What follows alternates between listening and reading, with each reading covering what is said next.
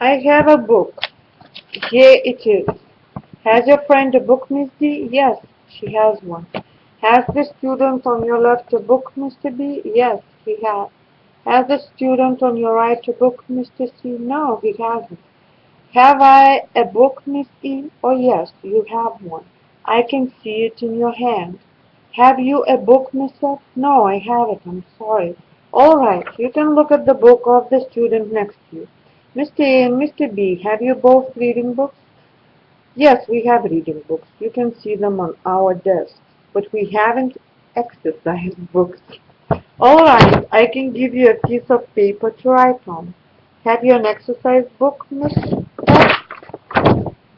Yes, I haven't the reading book, but I have an exercise book. Can you read English, Mr. C? Yes, I can read English a little, but not very much.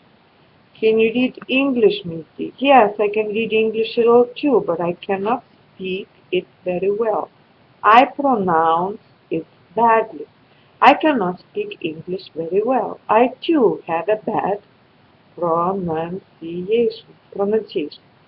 Have you difficulty with the pronunciation, Mr. A? No, I have not much difficulty with the pronunciation. I can pronounce English quite well, but I cannot spell it. What is the meaning of spell, please? Mr. C, can you spell book? Oh, yes, B-O-O-K.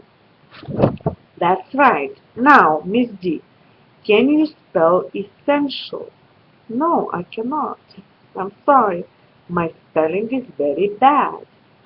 Can you spell essential, Miss E? Yes, I think so. E-S-E-N-T-I-A-L. No, that is not quite right. What is wrong with her spelling of essential, Miss F? There are two S's in essential. You cannot spell it with only one S. That's right, Miss F. Mr. B, can you now understand the meaning of spell? Oh, yes, I understand it very well now. Thank you.